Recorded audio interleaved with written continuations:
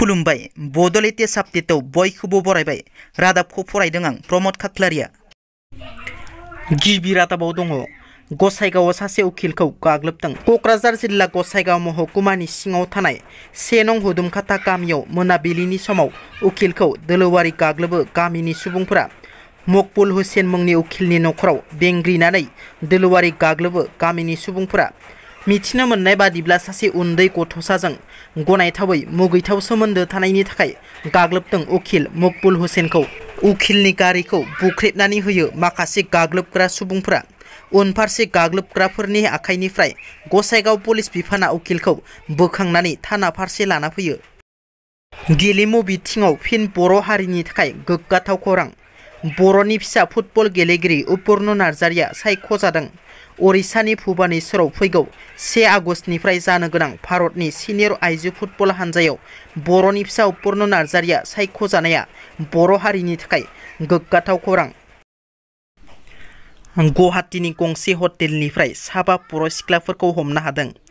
एक्स-NDFB नाजानायाव गुवाहाटीयाव सोलेर फानग्रा 7 बर' सिख्लाफोरखौ हमनो हादों।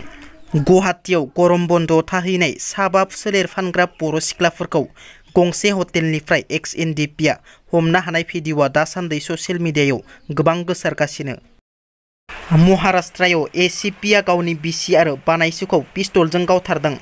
महाराष्ट्रनि पुणे सिटीआव सासे 57 बोसोर बैसोनि ACPआ गावनि बिसि आरो बानायसोखौ गावथारनानै गावबो खर'आव गुलि गावना गावखौ फोथैना लायो। बे जाथाया बेनार ओनसोलनि ACP भारत गायकवारनि बांला न'आव 3:30 फुंनि सोरांसि समाव जादों। मिथिनो मोननाय बादिब्ला ACP भारत गायकवारा अमरावतीनि ACP महरै पस्टिं जानायनि उनाव न'आव फैदोंमोन। न'आव फैनायावनो बे जाथाया जायो। ACPनि गुलियाव जिउ गोमानाय सानैखौ बिसि मनि गायकवार आरो बानायसो दीपक होननानै सिनायथिनाय जादों। मा जाहोननि थाखाय बिसि आरो बानायसोखौ गुलि गावना गावबो फोथैना लादों बेनि गुबै जाहोनखौ दासिमबो मिथिनो मोननाय जाथ'वाखै। बेंगालुरुआव आसामनि सासे आइजोआ गावनि मोजां मोननाय सेंग्राखौ गोबौ छुरिजों सुदों। आसामनि 36 बोसोरनि जन्ति दास मुंनि सासे आइजोआ गावनि मोजां मोननाय सेंग्रा 35 बोसोर बैसोनि जगेशखौ गोबां खेब गोबौ छुरिजों सुनानै गोब्राब जखम खालामो।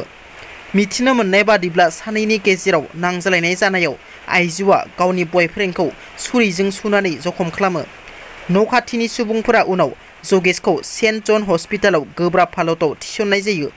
मिथिनो मोननाय बादिब्ला जगेश आरो जन्ति सानैबो आसामनि थागिबि। दिनैनि रादाबा एसेनोसै। नोंथांमोना जुदि आंनि रादाबखौ खोनासंनानै मोजां मोनदोंब्ला अन्नानै लाइक, शेयार आरो साबस्क्राइब खालामनो दाबाव। गोजोन्थों।